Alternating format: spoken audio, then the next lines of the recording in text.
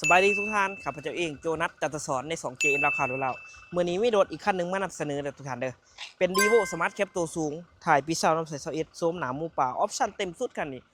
กล่องจอครบบอไฟฟ้าปุ่มสตาร์ทเซนเซอร์หนาล้างเนาะเดี๋ยวพาทุกท่านไปหาชมกันเลย JN ราคาดูเราข้าพเจ้าเองโจนัสจัตสอนเมื่อนี้ไม่โดดมานำเสนอออปชั่นเต็มเป็นสมาร์ทแคปตัวสูงทุกท่านเด้อ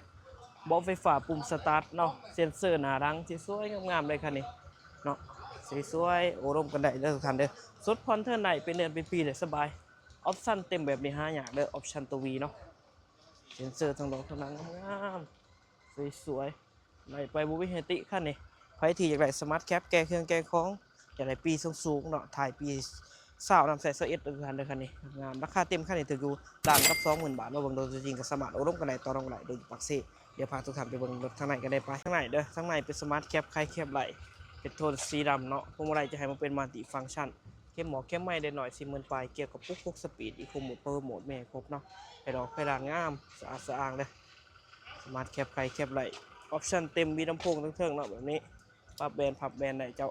สุกัวมีไม้กระดิกกระแจทรงดอกทรงร่างเนี่ยหมดเลยเป็นบล็อกไฟฟ้าเลยทุกท่านเบอร์นี้เนาะปรับเลยแปดดารับเลยทุกท่านเลยตับโลในงามเนาะของจอได้ครบกล่องถอกกล่องไฟมีให้ครบเลยสวยเนาะ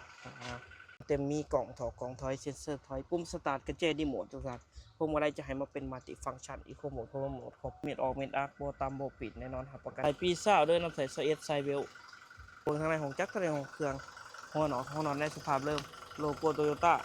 จักรริมๆแน่นๆเนาะจักร2004นะจักรตัวใหม่จักรเดียวกันกับ4ประตูแหละโลโก้ตัว R เนาะลูกศรโลโก้ตัว L อยู่ครบมองไฟเนาะเดิมมาแต่ห้องงานจาก2004มีไอมันมีควันปากกระป๋องกระโปรงทำเริ่มบอตามโบปิดหาประกันให้รถทุกคันที่เรารีวิวไปเติมรถทุกคันเด้อกับรีโวสมาร์ทแคปตัวสูงปีศาจน้ำใสเอสเนาะออปชั่นนี่เต็มสุดเนาะเซนเซอร์หน้าหลังกล่องจอครบเนาะแล้วก็จะมี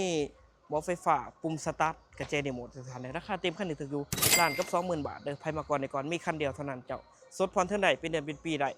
พาคนมาซื้อมาขายมีค่าแนะนำให้คันหนึ่งด้าน15ด้านกีบเนาะโทรกันทุกครั้งต่อ733ตัวพ็อกเก็ตเก่าฝากติดตามตูตรงทาง JN เอาขาดเราขับเองโจนัสจัตสอนขอขอบใจทุกท่านในรายเจอกัน